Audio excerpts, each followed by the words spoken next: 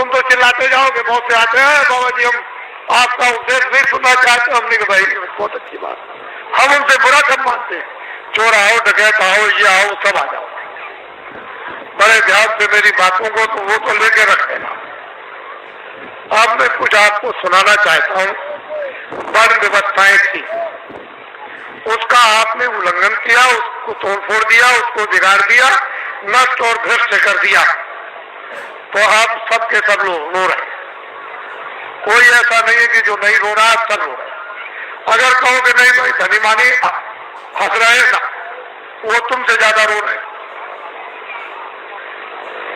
वो तुमसे भी ज्यादा भयंकर रो रहे।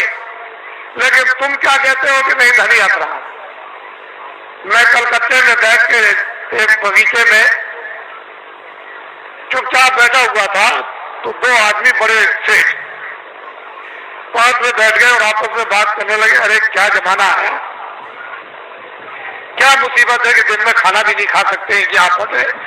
इससे अच्छा तो यह है कि बेचारा ये गरीब सो रहा है, ये बड़े आराम में बड़े सुख में है, और हम इतने पैसे वाले, मकान वाले और सब कुछ होते हुए और इतनी परेशानी में। तो हमने कहा अरे सेठ जी क्यों आप चिल्ला रहे हो, पहले तो तुम ये देखो कि ये जो सो रहा है वो कौन है, उसको जगाओ। उसको जगा गया, भाई तुम कौन हो। कह लगे अरे बाबूजी हम तो ठेला चलाते हैं। कितना दिन में कमाते हो? बाबूजी बड़ी मुश्किल से 20 रुपए मिल जाते हैं। तो अरे भाई ये बताओ कि दुनिया में सुखी कौन है?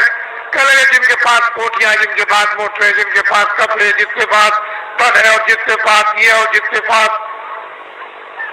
वो।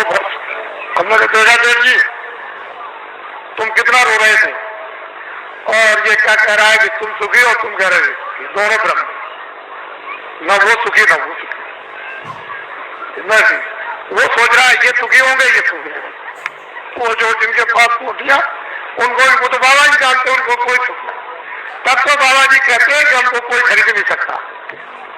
हिंदुस्तान में कोई पैदा ही नहीं हुआ कि बाबा जी को कोई अपने धन दौलत जवाहरात मकान और जमीन से खरीद ले। ये तो आप दिमाग से बात हमेशा निकाल देना, कोई हिंदुस्तान में बाबा जी को खरीद नहीं सकता।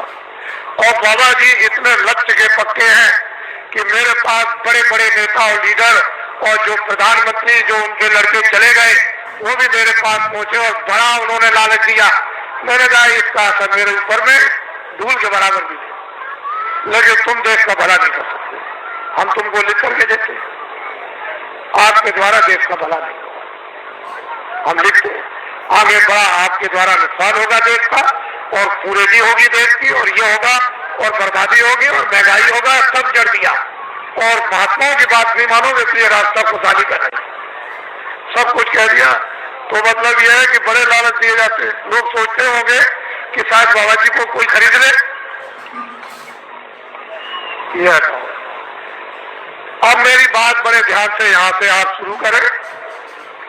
पहले तो ये आप बताइए कि आप किराए पर आए हो? बच्चियों मैं तुमको किराए पे लाया हूं? बोलो बच्चियों जोर से। पैसे को कह रहे नहीं। तो ये बताओ बच्चे बच्चियों मैंने कुछ तुमको रुपया बांटा है? कहते नहीं बांटा। अब एक बात तो आपकी है साथ में, मेरे पास तो कोई बच्चा है, मैं अकेला फकत। अगर तुम्हारी दृष्टि से देखा जाए तो मेरे पास कोई बच्चा।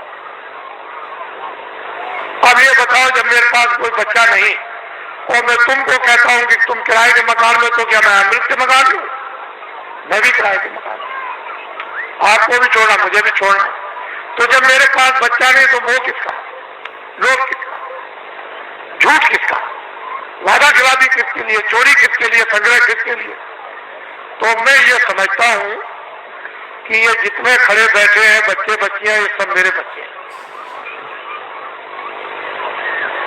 उस दृष्टि से, ज्ञान दृष्टि से तो सब आप मेरे बच्चे हैं, और संसार की दृष्टि से आप अपने माँ बाप के बच्चे हैं। बात समझ में आई?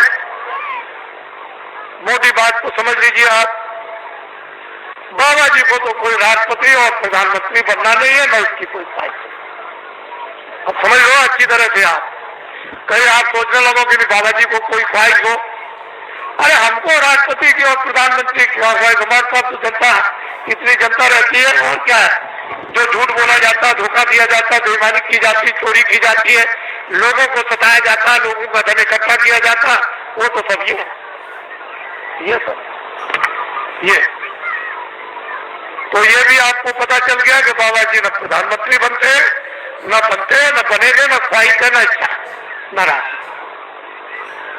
अब ये बातें बिल्कुल आपके सामने साफ हो गई। और दूसरी बात तो अब कुछ नहीं, अब ये उत्तर प्रदेश में जो ये कहा गया है, अखबारों और रेडियो पर बड़ा जोरदार भाषण जो सीधा दिया गया है, तो लोगों ने सोचा होगा कि अरे भाई बहुत अच्छा है, देश में बड़ी तकलीफ, सूखा और अकाल की आ गई, और बड़े लोग जो हमारे नेता और लीडर है बड़ा ध्यान रखते हैं, बड़ा ख्याल। असल में जब सत्याग्रह चल रहा था तो इन्हीं नेताओं और लीडरों को लोग क्या कहते हैं, देवता है, देवता। अरे हिंदुस्तान के लोगों, जब देश में 30 साल सत्याग्रह चल रहा था, उस समय पर कहा गया था कि अपने देश का कपड़ा तुम कपास पैदा करो खेतों में, और उसका मोटा दरी के बराबर फूस करो, और उसका तुम कुर्ता बनो और पैजामा या धोती, और वो उसका नाम है खद्दर, उसको तुम पहनो तो देश आजाद हो जाएगा। हमने 30 साल ये सुना, क्षमा कीजिएगा, माफ कीजिएगा, ये सब इस पीछे पूरी 30 साल सुनी और अंग्रेजों का राज होश में देखा।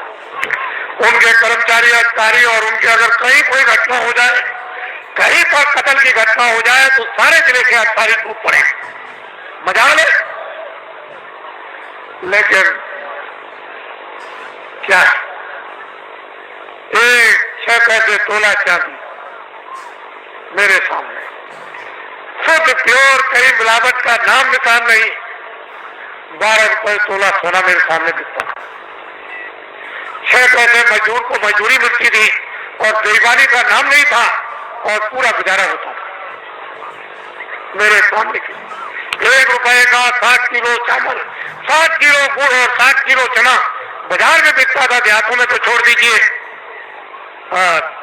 सब लोग, ये इनकी व्यवस्थाएं बनाई हुई थी कि 1 इंच की भी जमीन किसी के पास नहीं है तो बड़े तुम चले आओ खेत में, 1 बोझा बांध लो, लोहार बांध लो, धोबी बांध लो, ब्राह्मण बांध लो, जिसके पास जमीन नहीं खेत में आ जाओ 1 गट्ठा बांध के, और 100 घर गांव में हुए तो 100 गट्ठे उसके 1 फसल करो गए।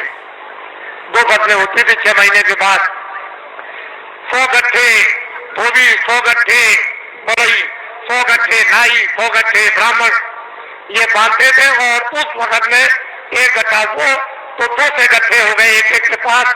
क्या जरूरत है उसको खेती जोतने की और खेती रखने की, उसका तो पूरा। और ये हमारे छत्री और ब्राह्मण चुपचाप बच्चों को भेजने, चले जाओ नाई के पास अनाज है, बड़े के पास रखा हुआ, धीरे से सफाई पर ले आओ, और ये चुपचाप भेज करके बच्चों को अनाज रात को अंधेरे में कि हम फसल आएगी घर में, अब नहीं है तो जाओ ले आओ, और मैं ब्याज के सफाई पर दे देंगे। हमने देखा ब्याह शादी में ये छत्री और ये ब्राह्मण उन छोटे लोगों के काम, कपड़ा देना, ये देना, वो देना, अनाज देना, दूध देना, और फिर घी देना, लकड़ी देना, किसी तरह की छोटे को कोई तकलीफ नहीं हो पाती। हमने कोई छोटों के साथ अन्याय तो कर ले, हम देखते तो हमने देखा। एक बार सत्याग्रह देखा, क्षमा कीजिएगा, 48 में आजादी मिली, 5000 भी हिंदुस्तान में कदर करने वाले नहीं थे। समझे, हिंदुस्तान में पाकिस्तान को भी मिला दिया जाए, उसमें भी और लंका को भी मिला दिया जाए, तो 5000 हिंदुस्तान में कदर करने वाले नहीं थे। जब ये कहा गया कि देश आजाद हो गया, कदर कर लो, पहले हम नहीं करेंगे, अपने घर और मकान कौन जलवाएगा, कौन बर्बाद कराएगा, इतना खौफ था। और एक दिन की आवाज पर इन बच्चों ने 1 करोड़ में काट। चलो जंगलवासियों, चलो चलो जंगलवासियों, आप अपनी जगह पर रहो बच्चों, वही धीरज के साथ सब लोग उसी जगह बैठे रहो, अपनी अपनी जगह पर बैठे रहो।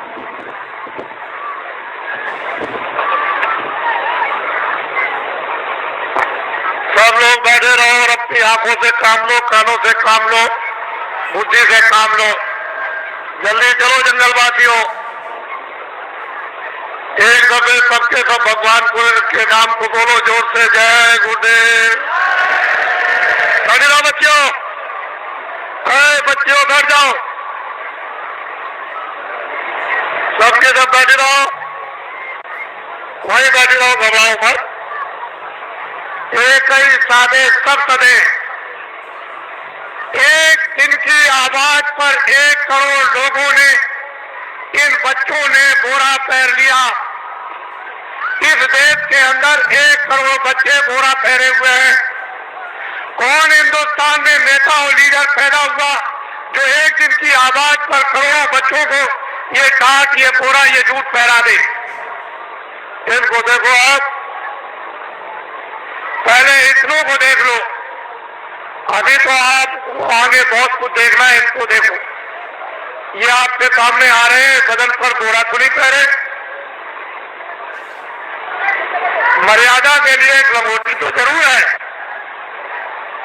लेकिन इनको देखो आप। जल्दी चलो बच्चों, जल्दी से इनको देखिए आप। हमको ये दिखाना है आपको कि एक दिन की आवाज पर इस देश के लिए, देश के काम के लिए, देश की सुरक्षा के लिए, देश के न्याय के लिए, देश की व्यवस्था के लिए, काश्तकारों के लिए, कर्मचारी अधिकारियों के लिए, मजदूरों के लिए और छात्रों के लिए, सेठ और साहूकारों के लिए, अगर 1 करोड़ बच्चे एक दिन की आवाज पर ये टाट पहन ले तो ये कोई साधारण और आसान काम नहीं है। तुमने इतनी बड़ी बड़ी ताकत लगा दी और 5000 को भी तुमने खतर और टोपी पैजामा धोती नहीं ठहरा पाया, और 1 करोड़ बच्चे टाट मेरे देश में घूम रहे हैं। पहले तो लोगों ने सोचा था कि बाबा जी मजाक कर रहे होंगे। बाबा जी कोई किसी के साथ मजाक नहीं करते। इनको देखो अपनी आंखों से, बच्चे और बच्चियों बैठे रहो, वहीं से सबको दिखाई देगा। क्यों घबराते हो? सब दृश्य दिखाई देगा, पूरा का पूरा। तो रात अंधेरे में तो हो नहीं रहा, ये तो आपकी आंखों के सामने रोशनी में हो रहा। बड़े ध्यान से आप इनको देखें और हमारी बातों को चुपचाप शांति से सुने। कोई बोलेगा नहीं बैठाने वाला,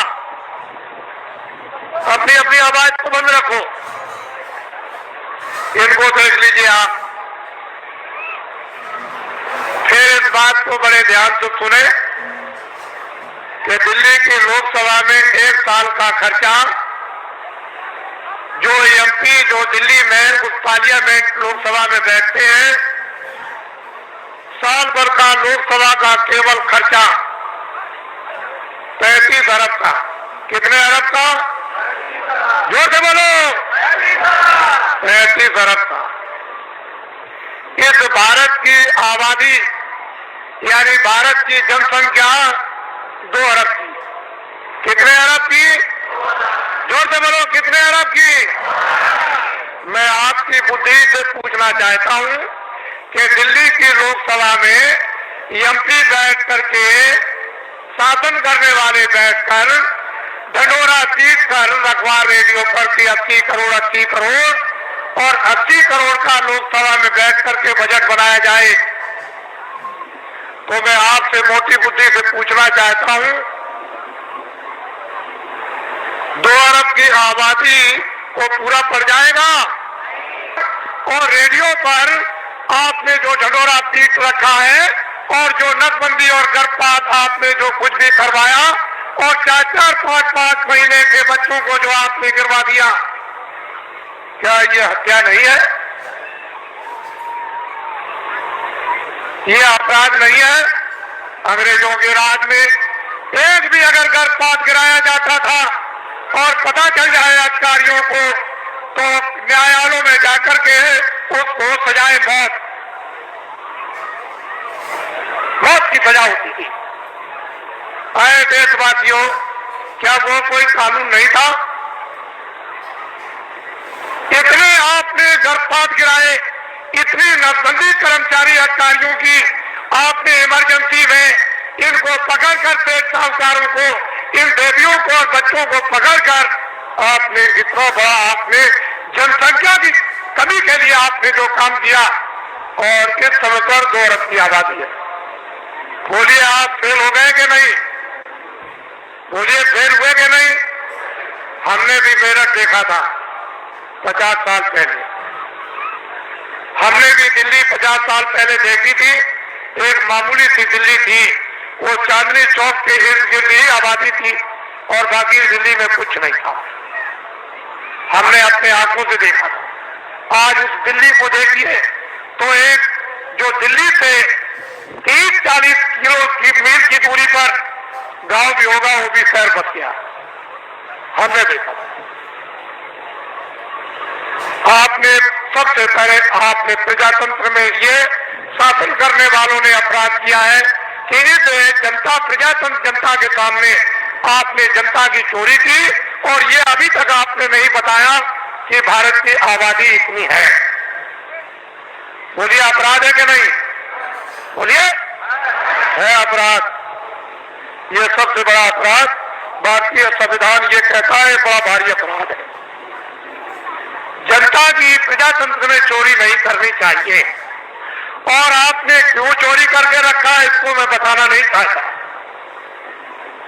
मैं आपसे सबसे ये पूछना चाहूंगा, आप तो गृहस्थ आश्रम में बाल बच्चों में रहते हो, क्या आदमी अपनी स्त्री से कोई घर का या बाहर का राज छुपा सकता? कोई आपका गोपनीय भेद आपका यानी स्त्री से आप छुपा लेंगे? तो जब घर का और बाहर का कोई भेद स्त्री से नहीं छुप सकता है, तो क्या कोई फरिश्ते ऊपर से उतर आए? मान लो अगर कोई विदेशी देश का आदमी विदेशी देवी से औरत से शादी करे, तो शायद हो सकता है तो बहुत बड़ा हो गया है, वो अपनी स्त्री से अपना राज छुपा लेगा? नहीं छुपाएगा। तो ये बताओ कि देश का आदमी विदेशी औरत से शादी चलते फिरते में करे, मंदिर भी ना हो और मैजिक भी ना हो और मुल्ला भी ना हो और पंडित भी ना हो और दरिया का किनारा भी ना हो और कोई मंदिर और मठ भी ना हो, गिरजाघर भी ना हो, और चलते में अगर शादी कर ले तो उसको राजा बना दोगे? तो आपने ये सबसे बड़ी गलती क्यों की? भारत के प्रधानमंत्री ने विदेशी स्त्री से शादी की है, और आपने ये अपराध क्यों किया कि उसको राजा बनाया? क्यों आपने ये अपराध कर डाला, ये बताइए। ये देश के लिए, जनता के लिए, ये अपने गौरव के लिए, अपनी जाति समाज के लिए ये क्या छोटा अपराध है? अब ये बताइए, जब आपने प्रधानमंत्री राजा बना दिया तो कोई गोपनीय अपनी स्त्री से राज छुपा सकता है? तो ये सिद्ध और साबित हो गया कि मंत्रालय का, फौज का और उनका और जो योजना बनाते हैं, जो कमजोरियां हैं इस प्रजा की, इस जनता की, इस देश की, इस हथियारों की, उड़ने वाले हो, मारने वाले हो, जो कुछ भी फैक्ट्रियों का उत्पादन हो या संग्रह हो, वो सब विदेश में चला गया। मैं एक बात और आपको ये बताना चाहता हूँ, उस समय पर ये राष्ट्रपति जो आए तब तो नहीं थे, लेकिन हमारे सरदार राष्ट्रपति थे जो रिटायर हो गए। उस समय पर यानी भारत की टकसाल करेंसी विदेशों में छपने के लिए दे दी गई। टकसाल और करेंसी विदेशों में छपने के लिए दे दी गई। भारत का संविधान और भारत की नीति, आप एमएलए और एमपी, और मतलब यह है कि जो भी संसद सदस्य हो वो राष्ट्रपति से शपथ ग्रहण करते हैं कि हम अपने भारत का, भारत की जनता का, भारत के विकास का और फौज के सामान का हम कोई भी प्रतिज्ञा करते हैं गोपनीय भेद किसी विदेशी को नहीं बताएंगे और अपनी करेंसी किसी विदेश में नहीं छपवाएंगे। फिर राष्ट्रपति न्यायाधीश, जो मुख्य न्यायाधीश दिल्ली में रहते हैं सुप्रीम कोर्ट में, उनसे शपथ लेते हैं कि हम कोई भारत की जनता के खिलाफ यानी गोपनीय ऐसा राज ओपन नहीं करेंगे जिससे हमारे देश का और भारत की जनता का नुकसान हो जाए।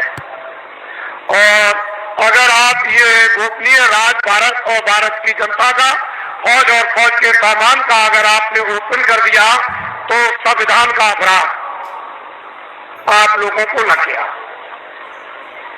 वो करेंसी टकसाल विदेशों में छपने लगी।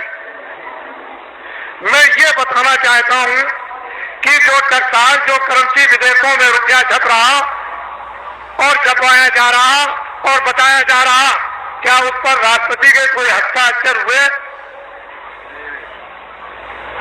आपको ये बताया गया राष्ट्रपति द्वारा कि हस्ताक्षर हो गए राष्ट्रपति के विदेश में भारत की करेंसी इस संस्कृत है देश को चलाने के उत्पादन के लिए और खुश और समृद्धि के विकास के लिए बाहर छपाई जाएगी।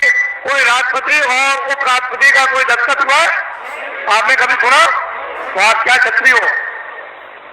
क्या हो आप? कौन सी मूछ लगाई आपने? कौन से बाल लगाए? और फिर क्या तुम छत्री हो? क्या रखते हो बुद्धि और क्या तुम वीरता रखे हो? तुम्हारे पास में क्या ज्ञान है? ये तो भारतीय संविधान कहता है। इतना बड़ा राज इस भारत की जनता के साथ, विकास के साथ और देश के कानून के साथ ये पूरा जो इसका खिलवाड़ किया गया, ये क्षमायोग नहीं है। मैं कुछ नहीं कहना चाहता। आपकी तकलीफ जो इस मंच पर पटकते हो दर्दों को, उसकी वजह से मुझको ये सब आपके सामने आना पड़ा। और मैंने तो अभी कुछ नहीं कहा, इसमें क्या मसाला भरा हुआ आपको तो कुछ मालूम नहीं है। ये तो बताना चाहता हूं वो संसद सदस्य जिनको आपने चुन करके विधानसभाओं में और लोकसभा में भेजा, उन्होंने इस पर आलोचना क्यों नहीं की?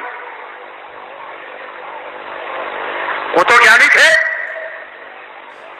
वो तो तुम्हारे भेजे हुए थे, तुम्हारे नुमाइंदे थे कि तुम्हारी तरफ से, तुम्हारे देश की तरफ से, तुम्हारे कानून की तरफ से, तुम्हारे उत्पादन की तरफ से, तुम्हारी खुशहाली की तरफ से बोलेंगे। तो वो संसद सदस्यों ने क्यों नहीं कहा? क्यों नहीं शोर मचाया? उनको दिल्ली में शोर मचाने की जरूरत नहीं, लखनऊ में शोर मचाने की जरूरत नहीं। वो लौट करके आते और जनता में शोर मचाते। सच्चा न्यायालय ये था, कहीं जाने की जरूरत नहीं, ना वो कहीं उधर जाना, आपको किसी गवर्नर के यहाँ जाना, ना आपको किसी कमिश्नर के यहाँ जाना, न एसपी के यहाँ जाना, न डीएम के यहाँ जाना, न किसी दफ्तर में और न्यायालय में जाना। ये सच्चा न्यायालय तुम्हारा, ये कोर्ट का न्यायालय था। जब तुमको ये अधिकार मिला तो तुम यहाँ चिल्लाते आकर के कि वो करेंसी जो है बगैर राष्ट्रपति के दस्तखत के, बिना उपराष्ट्रपति के दस्तखत के वो करेंसी विदेशों में छापी जा रही। अब तुम्हारे पास क्या रह गया? ये भी नहीं है, लगोटी भी उतर जाएगी, ये भी चली जाएगी हाथ से। और वो कतलेआम होगा जो बाबा जी पहले तो सुनाते चले आए। सरेआम बाजार में कोई भी तुमको देखने वाला नहीं होगा। तुम्हारी बहु बेटियों को जब लोग खींच करके ले आएंगे और सड़कों पर डाल लेंगे, तब तुम कहोगे चलो बाबा जी के साथ छोड़े। ये काम आएंगे आपसे, ये खड़े हुए ये काम आएंगे, यही आपके काम आएंगे। इसलो देश वीरों का देश है, क्षत्रियों का देश है, विद्वानों का देश है, ब्राह्मणों का देश है, सत्कर्मियों का देश है, त्यागियों का देश है। आप इसको अनाचारियों का देश बना रहे। इसलिए आप इससे कहो गांव गांव में आपको जरूरत नहीं है, ना आपको दिल्ली में किसी तरह के सत्याग्रह की, कोई आंदोलन की और फेरियों की जरूरत नहीं है, ना दफ्तरों में आप जाते हो। ये बेचारे हमारे जो इंस्पेक्टर है यहाँ, ये कोई जा रहा दिल्ली, कोई लखनऊ जा रहा, क्यों जा रहा? क्यों वहां रैली निकलेगी, सत्याग्रह होगा। आज इसका सत्याग्रह, कल उसका सत्याग्रह। आप उस मजिस्ट्रेट का, उस डीएम का, उस बेचारे जो रक्षा करते हैं उनका समय तो वहां चला गया, तब तक डकैती हो गई, तब तक कत्ल हो गया। तुम चिल्लाए करोगा जी, तुम चिल्लाए एसपी साहब, ये तुमने क्या कर दिया? और वो बेचारे चले गए वहां उनको बचाने के लिए। अरे ये क्यों करते? कहीं जाने की जरूरत नहीं। बस अब एक काम करो, लाओ इधर पकड़ाओ, एक ये काम करो, ये घूम जोता खेतिहर काश्तकार संगठन की जो आधारशिला 10 सितंबर 1987 में रखी गई ग्राम देवलखा, तहसील केसरगंज, जिला बहराइच। लोगों को मालूम नहीं था, वो तो मजाक समझते थे कि बाबा जी मजाक कर रहे हैं, आधारशिला कितने आदमियों के बीच में, ये तो आपको कोई इतने आदमी इकट्ठे नहीं कर सकता। उनको तो ये पता नहीं था कि बाबा जी इतनी जल्दी जल्दी काम करेंगे। तब तक फौरन घोषणा हो गई, 5, 6, 7 को फौरन चलो हरदोई, और काम का भूल जो तक का करने, हमको शक्ति दो, हमको ज्ञान दो, हमको बल दो। देखो आप फिर देखिए, इस झंडे को ले लो। इस झंडे को लेने के बाद किसी की रैली में नहीं, बाबा जी की अपील है, किसी के सत्याग्रह में नहीं, कोई धरना नहीं देना, किसी मजिस्ट्रेट को या किसी एसपी को, किसी कमिश्नर को और किसी डीएम को या किसी अधिकारी कर्मचारी को वहां जाकर के उसका गिराव नहीं करना। इस झंडे को ले लो। अगर आप लोगों ने अपना झंडा जो ले लिया, जो आपका झंडा मैं पकड़े लो, मेरा झंडा तो ये बाद में बनेगा, अभी तो आपका झंडा है। अगर मैं इस झंडे को ले लेता तो आप कहते बाबा जी मेरा झंडा तो है नहीं, तो आपका झंडा, ये आपका झंडा मेरा नहीं, मैं तो इस झंडे को लिया। तो देखो मैं तो वो काम कर रहा था, और वो झंडा टाट वालों का दूरदर्शी का, वो अलग है, और क्या वो आपका उधर फैलना।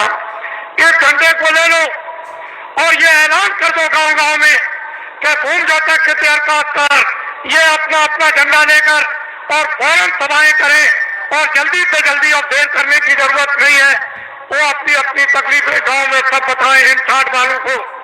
जो भी आपको पर्चे मिल जाए प्रस्ताव के, उसमें ट्रैक्टर का कर्जा, ट्यूबवेल का कर्जा, नाली का कर्जा, कुएं का कर्जा, इंजन का कर्जा, मेड़ का कर्जा, भैंस का कर्जा, बैल का, घोड़े का, गधे का, बकरी का, सुअर का, और हलों का, और यंत्रों का, और खाद और गैबर गोश्त का, और खादों का, और बीजों का, जितना भी कर्जा 40 सालों का सरकारी रदा तुम दे सकते हो कि नहीं दे सकते हो, वो झंडे लेकर के तुम बखास करो और अपनी चीज को पटको जल्दी से, और ये कहो कि ये झंडे अब हम इस योग नहीं रह गए, हम में ये समर्थता नहीं रह गई, अब हमारा 40 सालों का सरकारी जितना भी कर्जा है मैं ब्याज के बाद हो जाना चाहिए। बस आप अपनी आवाज को बाहर निकालो, वो सुना है, वो सब कुछ करेगा। तुम क्यों घबराते हो, लेकिन आवाज नहीं निकालोगे तो कुछ नहीं हो सकता है। और जब तुमने झंडे लिए और गांव गांव में प्रस्ताव पास हुए और कमेटियां इन भूम जोतक के साक्षकारों की जब स्थापित होने लगी और अध्यक्ष और उपाध्यक्ष जैसे ही गांव गांव में बनने लगे, अगर वो नेता लीडर जो सड़क थे, जो रास्ते में पकड़कर फौरन उसी दिन पकड़ करके और फौरन कुर्ता टोपी पहनाकर और डिक्लेयर रेडियो अखबारों को कर दिया, मोहर लगा दी कि ये नेता हमारी पार्टी का, वो सड़क का नेता, उसको कह दिया, बस कह दिया कि इसको तुम अपना मतदान, अपना वोट हिंदू मुसलमान और सिख ईसाई दे दो। उस बेचारे को ये भी धोना नहीं आता था, ये पीछे से धोना भी, टट्टी पेशाब भी नहीं आती थी, और सड़क चाट नेता बन गया, दिल्ली में एमएलए और एमपी बन गया। अधिकारियों तुम नहीं जानते हो, जो हम कहें उसको करना। अरे भाई कानून कुछ नहीं, कानून को हम कुछ नहीं समझते हैं, कानून रद्दी की टोकरी में डालो, जो हम कहते हैं वही कानून लीजिए, आपका भला क्या होगा। जो वो कहते हैं, जो हम कहते हैं वो करो, कानून को रद्दी की टोकरी में डाल दो। ये सब अधिकारियों कर्मचारियों को पता है कि मेरे साथ जो सलूक किया जा रहा है, मैं बाबा जी सब जानती हूँ। ये सड़क चाप नेता बन गए, और ये सड़क चाप नेता जो सड़क पर बन करके फौरन उनको मोहर लगाकर और आपसे वो वोट दिलवा दिया।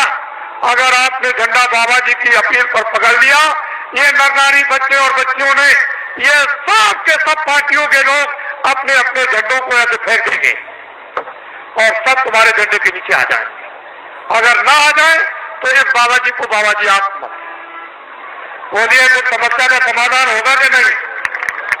अब ये बताइए आप। मैं ये चाहता हूं कि ये भारत जो दिल्ली जो सत्ता है, जिसको आप सत्ता कहते हैं, हम तो चाहते हैं ये पकड़ लें और एक बार ये जो आपके सामने खड़े हैं, ये आपको सत्ता दे दें। फिर इनसे हम क्या काम लेंगे तो शंकराचार्य जाने या राम जाने, या मतलब यह है कि वो कृष्ण के वो ऋषि मुनि जाने, लेकिन एक बार इन आपको जब सत्ता दे दें तो फिर आप सत्ता लेकर के फिर से नव निर्माण कर दिया जाए नए ढंग से और व्यवस्था आपके सुपुर्द कर दी। फिर आप कोई भी गलती करे कभी भी कान पकड़ के बाहर, अभी गलती करेगा तो निकाल सकते हो, बोलो निकाल दोगे एमपी को, बोलो किसी मिनिस्टर को निकाल दोगे, नहीं निकाल दोगे तो तुम्हारा अधिकारी क्या रहेगा?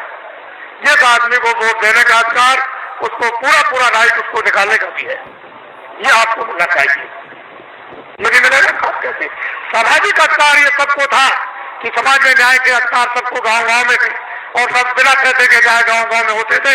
वो अपने बच्चे को भी नहीं छोड़ते थे न्याय करने वाले, उनको भी सजा देते ही तूने गलती किया, 5 रुपए का प्रसाद ला करके वो बांट दे और माफी मांग काम पकड़ के वो अपने बच्चों से भी माफी मंगवाते थे।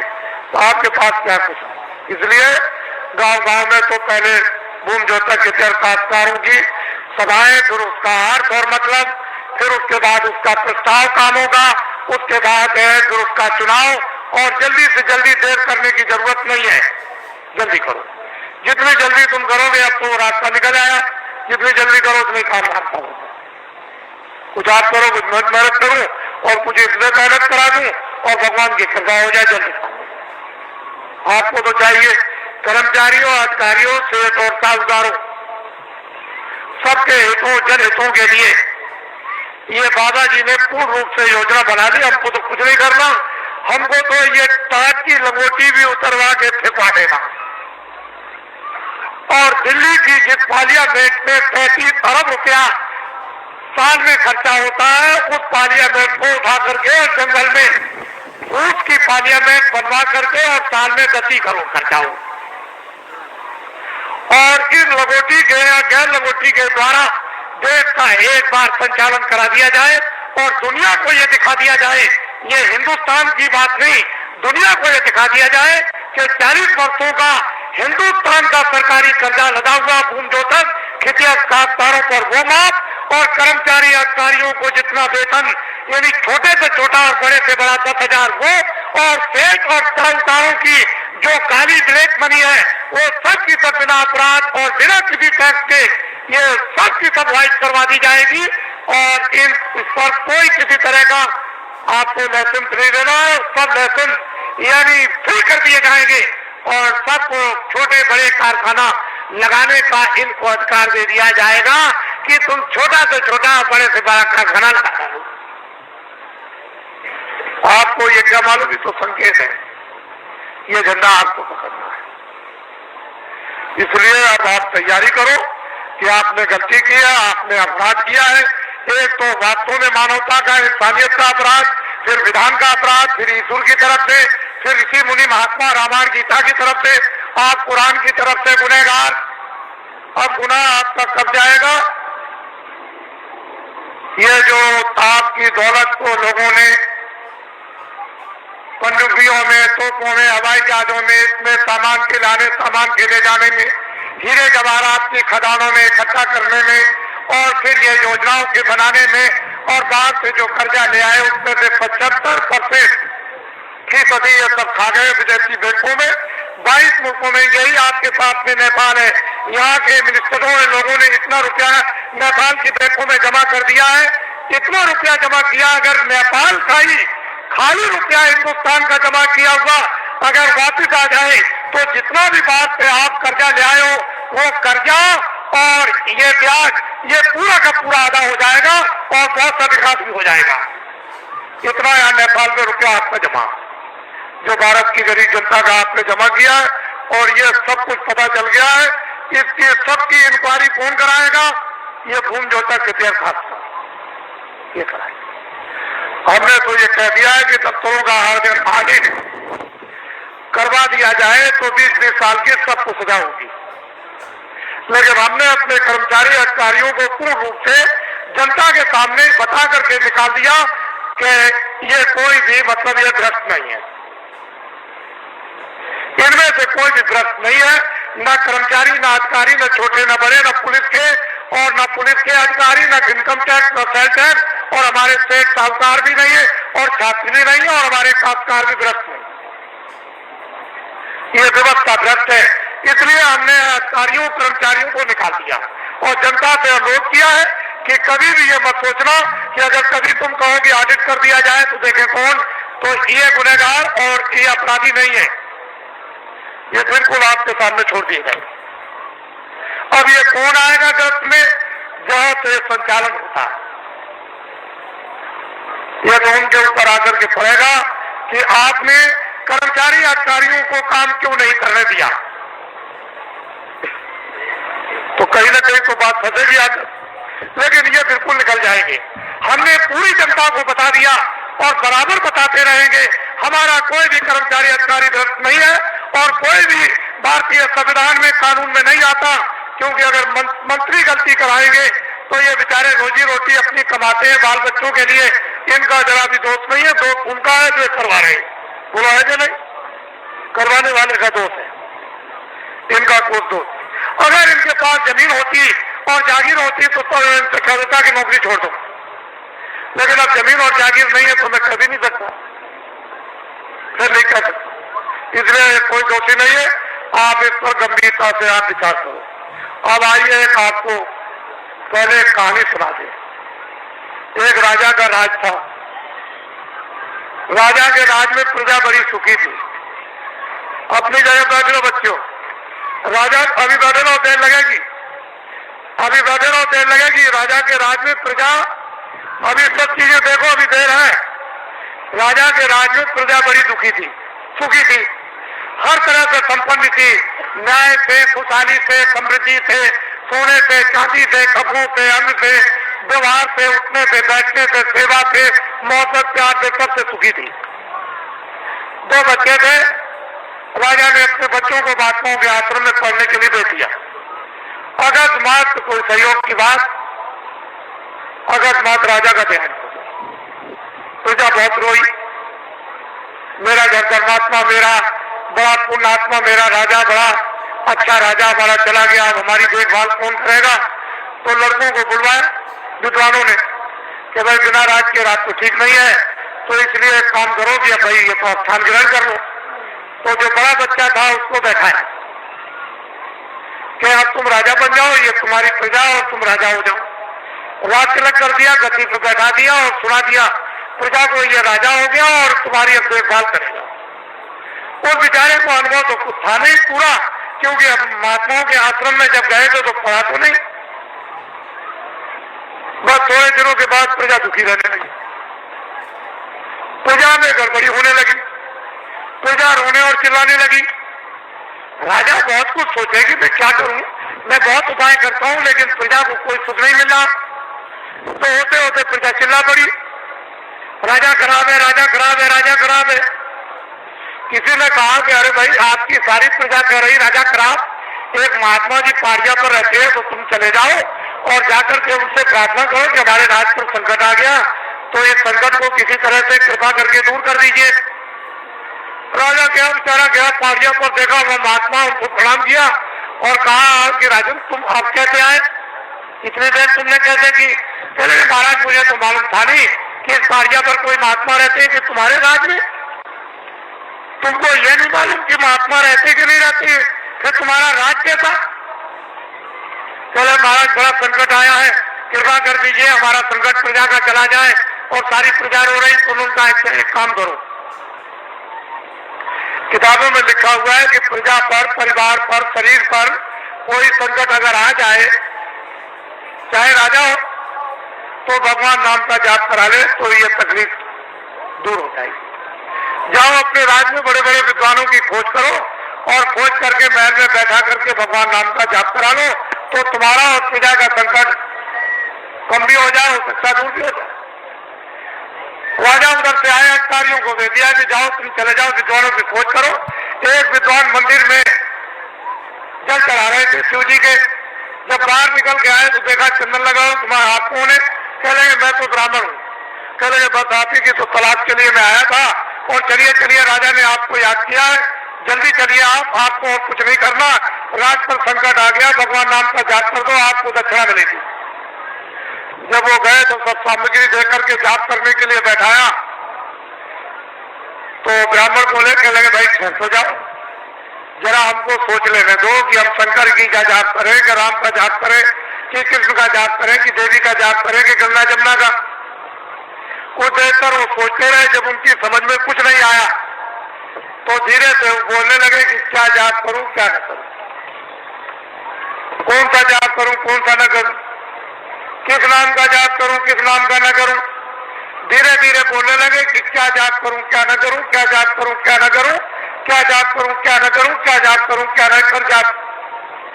ये भगवान नाम का जाप होने लगा।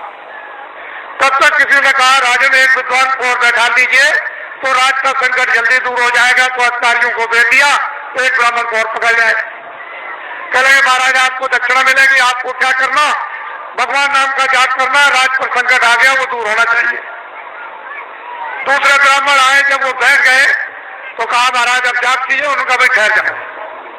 उनसे जरा होशियार थे, उन्होंने सोचा कि भाई ये कितने दिनों से जाप कर रहे हैं, तो कई दिन उनको लग गए। ये किस नाम का जाप कर रहे हैं, तो वो धीरे धीरे कहते थे क्या जाप करूं क्या न करूं, क्या जाप करूं क्या न करूं। तो दूसरे विद्वान कहने लगे जो ये करे तो मैं करूं, जो ये करे तो मैं करूं, जो ये करे तो मैं करूं, जो ये करे तो मैं करूं, जो ये करे।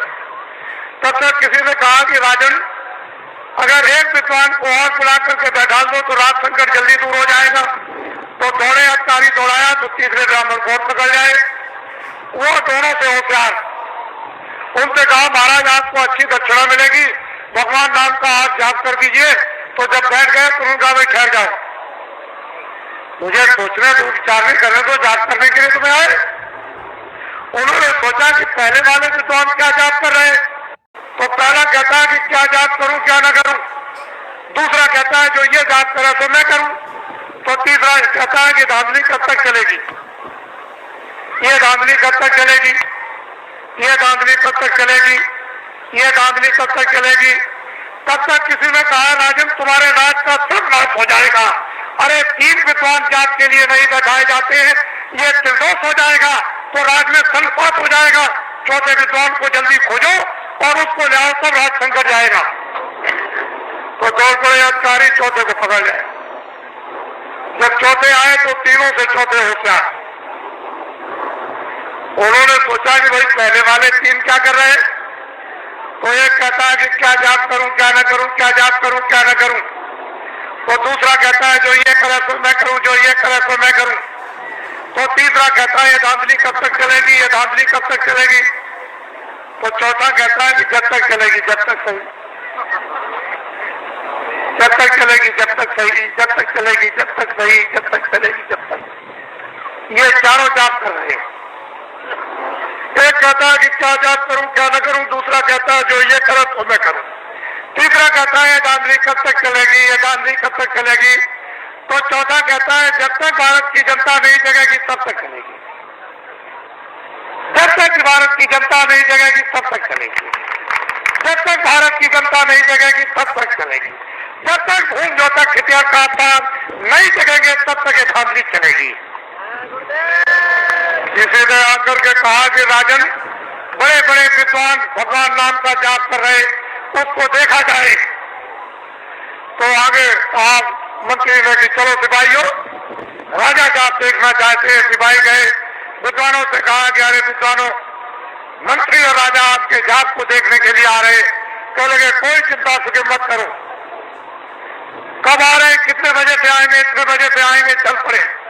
बस वो सब के सब विद्वान जोर से बोलने लगे क्या जाप करूं क्या ना करूं, जो ये करे तो मैं करूं, जो ये करे तो मैं करूं, ये धांधली कब तक चलेगी, ये धांधली कब तक चलेगी।